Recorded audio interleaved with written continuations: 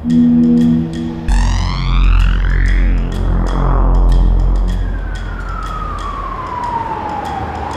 we go, another edition of Set It Straight with Doc Bots. We're talking COVID-19 once again. My name is Todd Bavone with Gotham Trinity Productions. Joining me is Michael Graziuso, partner at Gotham Trinity. Mike, what's going on, bud? How you doing, Todd? What's going on today? So we're at the middle of the month here in April, so I think it's a good time to kind of check in on just the status report, right? Like what's been going on? How successful have we been? Mike, you said you heard something about the curve. Things seem to be shaping up pretty good, no? Well, I've been hearing good news. I've been hearing that there's less hospital admissions. What we're doing, the quarantine, it's working. And it's like I'm just a little scared because I feel like people are like, okay, well, there's less hospital admissions. This is going down. Let's just go out, and then all of a sudden it's just gonna spike back up again because that pretty much could happen. Right. So we need to be careful too with quarantine. We can't just lift the quarantine. Because the numbers are going down. It's like, oh, so let's just open up businesses again. Let's go back out in crowds of 50 or more. Let's go for it. So still got to be careful. So, and there's also a thing with beds, right? Of what beds have been dedicated to COVID patients and everything else. And I just feel like the number is a little cloudy. So I think someone who can help us out here, Dr. Bots. Oh, Tom, how are you? What's up, fellas? So what do you think, man? I mean, we're halfway through the month about general status report and admittance versus deaths, top of the curve. Are we flattening out? Are we going down already? Depending upon where you look. What are your thoughts? So at the hospital, the numbers are flattening out in terms of the number of admissions, while the death toll continues to be very high. So there's critical care patients that are still requiring tons of resource, right? So the idea that normally we're operating in a capacity in a hospital where we're taking care of elective procedures and critical procedures all at the same time. Right now, everything that's in the hospital is at a critical level. They've converted a lot of the routine care to more critical areas.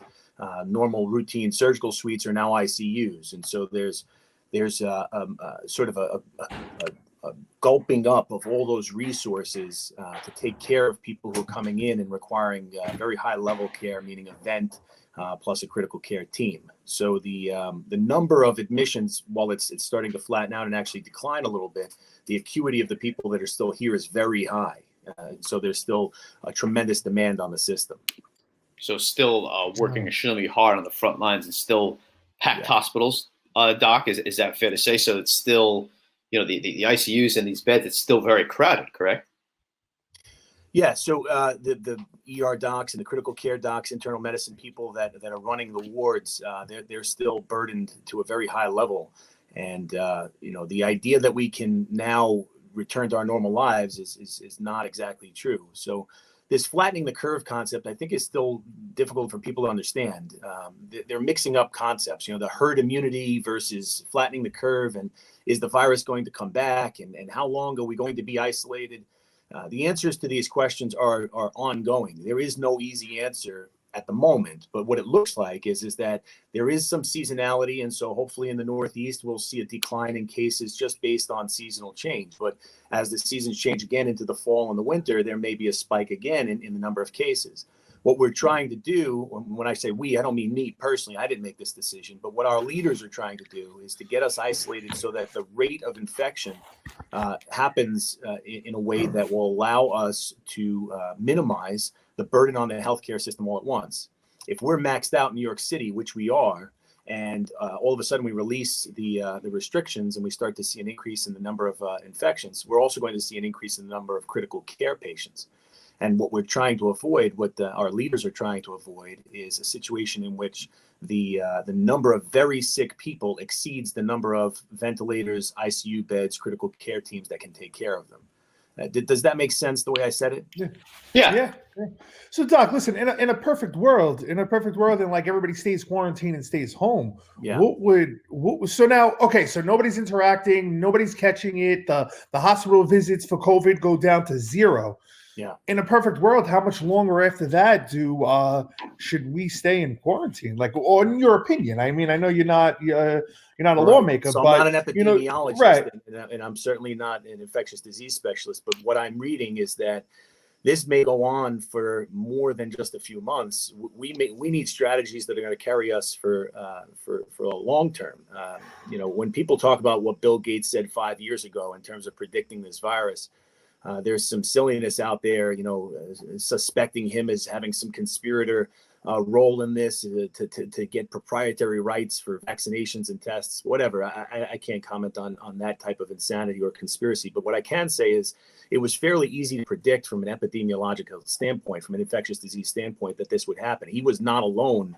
He was basing his opinion on what he heard from other infectious disease people. So if you read anybody who has any knowledge whatsoever on what herd immunity looks like and how viruses manifest, this is certainly not the first one, right? So if we just think of the top three off the top of our head, and I say SARS, MERS, and Ebola, have you guys heard of those viruses?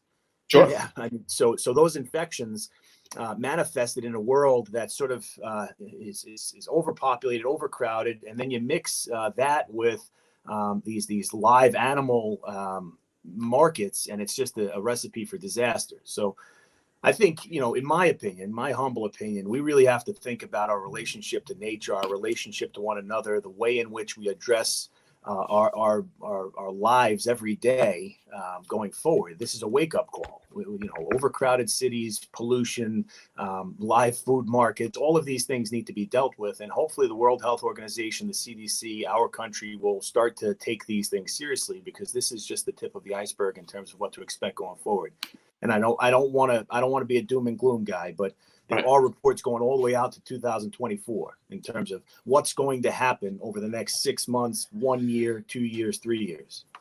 Right, and I think that leads us to what we could probably talk about in the next episode, and kind of predicting what we can foresee, how we all need to change as a society, like you're saying, Doc. Of we're going to need to change our approach. Again, you mentioning out to 2024. I specifically shared with you an article saying social distancing is going to need to be in effect until 2022, and it's just whoa. And again, not doom and gloom, and it's again sifting through fact from fiction. And Doc, that's why we have you here. So thank you for the update. Again, halfway through the month of April, getting a feel for where things are going.